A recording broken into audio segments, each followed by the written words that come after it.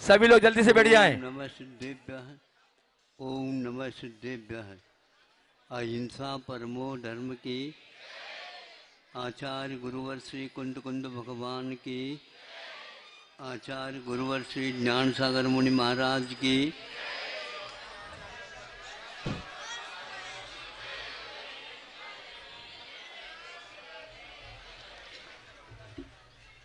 ए,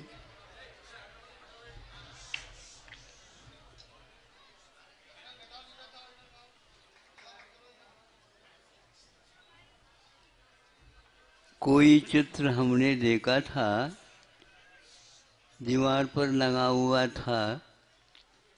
कब का है पता नहीं है, याद नहीं है, लेकिन फिर भी वह चित्र तो याद भी आज भी है, सामने सामने है।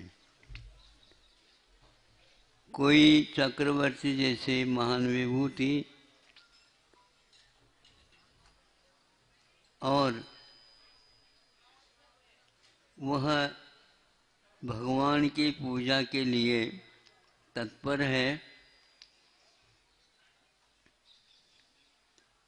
और जितने भी द्रव्य चढ़ते हैं वो दिव्य ही उनके अष्टमंगल द्रव्य होते हैं, काले मिर्च चटक जैसे नहीं।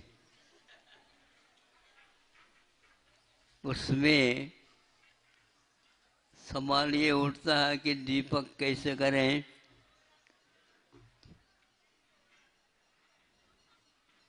दीपक का तो दीपक होता है, दिया तले अंधेरा होता है। ये दीपक बुझने वाले भी होते हैं, ये दीपक धुआं भी पैदा करते हैं, ये दीपक हवा आ जाए बुझ भी जाते हैं। इनके द्रव्य में इस प्रकार की कोई बात नहीं थी।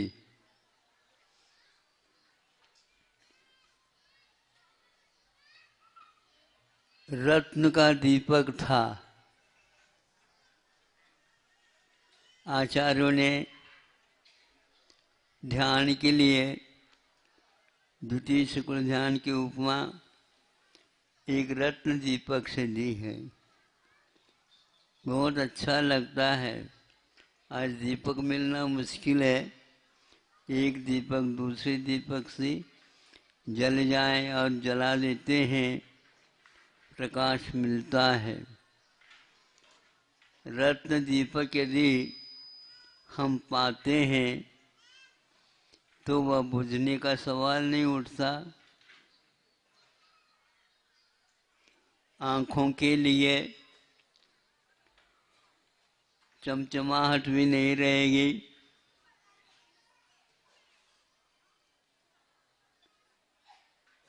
और क्या, उसमें जो उसकी लो होती है वो हवा के द्वारा यूं स्पंदित भी नहीं होती है।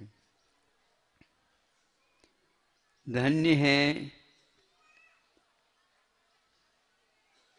वे लोग इस प्रकार के रत्न के दीपक के माध्यम से भगवान की पूजा करते हैं, लेकिन उनके जीवन में वह रत्न का दीपकवत आचरण नहीं होता। ये तो पैसे के माध्यम से कुछ भी कर सकते हैं। हाँ, उस संपदा का उपयोग करते हुए भी अभिमान नहीं करना, ये भी एक बहुत बड़ा प्रौढ़ गुण है। श्रावकों के पास सप्तगुणों में ये एक विवेक का दीपक जला हुआ रहता है, जिसके माध्यम से वे विवेक के साथ सभी द्रव्यों का उपयोग और उपभोग करते रहते हैं। दिया तले अंधेरा इसलिए कहा, दीपक से प्रकाश तो मिलता है, लेकिन जहाँ पर दीपक रखा जाता है अथवा हाथ में यूँ लेते हैं अथवा कोई जुलूस वगैरह रात में निकालते हैं, गैस बत्ती जलाते हैं, तो गैस बत्ती का एक नीचे भामंडल बनता है लेकिन वह अंधेरा रहता है इसमें, और बाकी सारे सामने सामने उसका प्रकाश मिलता रहता है, और वह उसके सिर पर रहता है। जिसके सिर पर रहता है वह व्यक्ति समझ में नहीं आता वो कौन है, उसके पैर अंधेरे में पड़ते रहते हैं। ये अंधेरे में दीपक पड़ते हुए भी हजारों व्यक्तियों के लिए वो प्रकाश प्रदान कर रहा है, यही एक उसका गुण है। वह प्रकाश में नहीं आना चाहता है लेकिन प्रकाश प्रदान करता रहता है।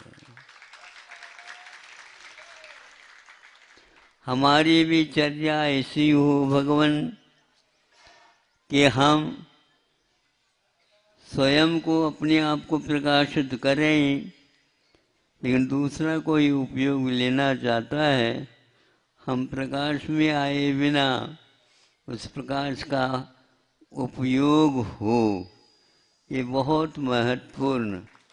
इस युग में भी गुरुदेव ने ऐसा ही काम अपने जीवन में किया है।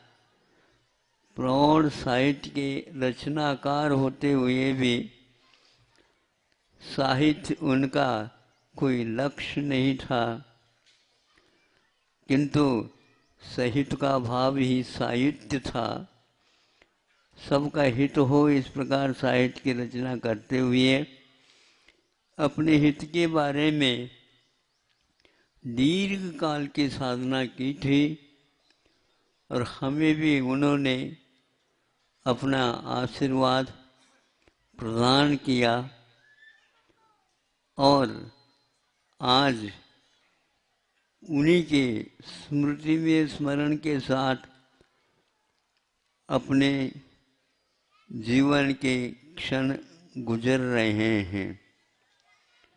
शेष जो कोई भी जीवन है प्रभु गुरुदेव जैसे आपने किया है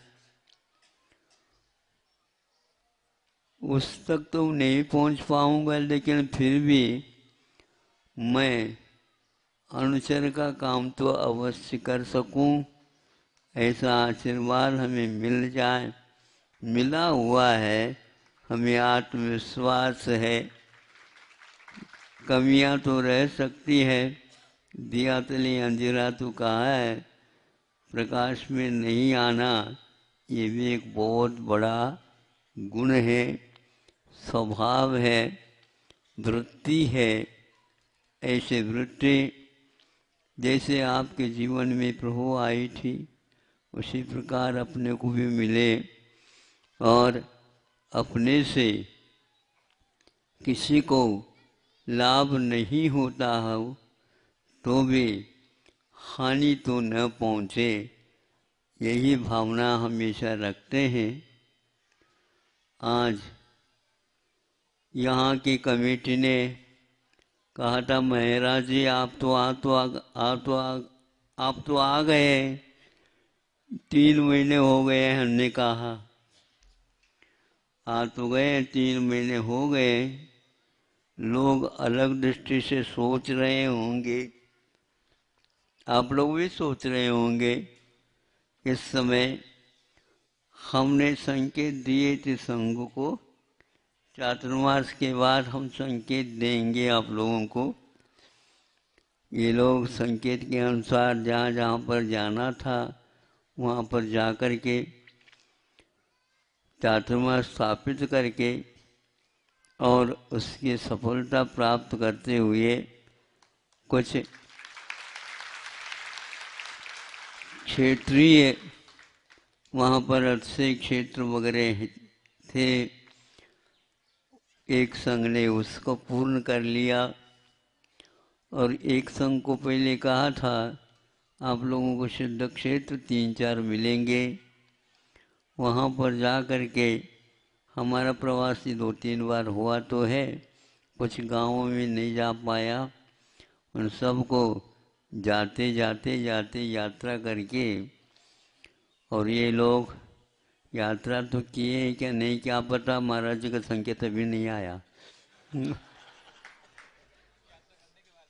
यात्रा करने के बाद यहाँ पर बैठे बैठे वक्त भूल रहे हो आप। तो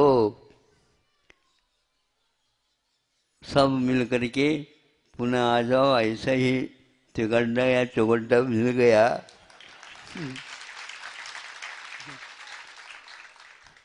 और समय पर आए, लेकिन बुलाया गया है।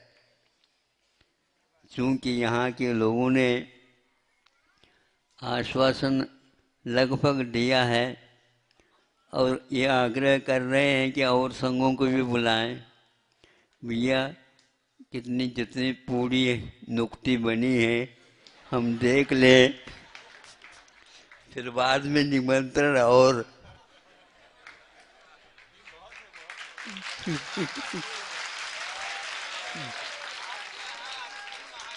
आओ। बहुत कठिन होता महाराज। हाँ, तो इसलिए एकदम तो हम हाँ नहीं कह सकते, लेकिन फिर भी आप तो माना फेर ही रहे हैं बिना हमारे कहे।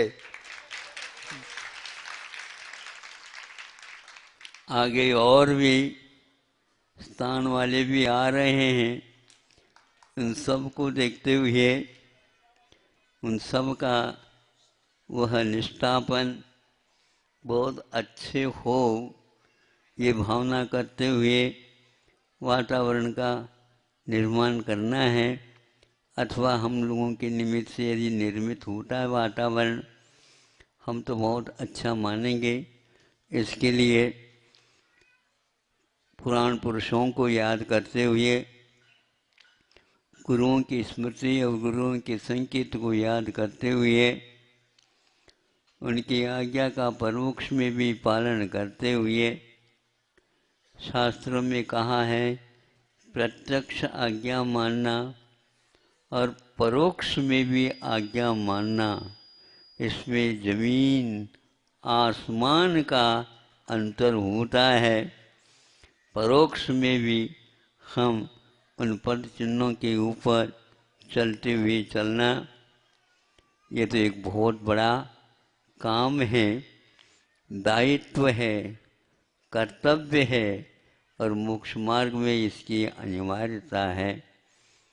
अपनी अपनी योग्यता के अनुसार हमें इस उत्साह के साथ करना है और कम से कम संसार का समय बच जाए, ऐसी साधना को भी दृष्टि में रख करके ये सब करना है। सब लोगों को ये ध्येय यदि बना है तो जल्दी जल्दी वह ध्येय पूर्ण हो। इन्हीं भावनाओं के साथ आप लोगों को संकेत हम अवश्य ही देते रहेंगे। अभी इसको तिगड्डा या चौगड्डा कुछ भी मान लो। हाँ, जंक्शन में ज़्यादा गाड़ियाँ नहीं रुकती है। हाँ, इतना अवश्य है। हो बिल्कुल, दूरी के अनुसार ही पेट्रोल, दूरी के अनुसार ही संकेत, दूरी के अनुसार ही झंडे, ये सब होता जाएगा। संकेत के अनुसार हमारे कार्य सब पूर्ण हो और हमारी मनोभावनाओं भी कमी न रहे। हम ये अर्घ चढ़ाते हैं, हम उसमें शामिल होकर के मैं भीतर भीतर इष्ट की उपासना हमेशा करता रहता हूँ। प्रतिदिन पूजन करने का अवसर हमें भी प्राप्त होता रहता है। अहिंसा परमो धर्म की जय।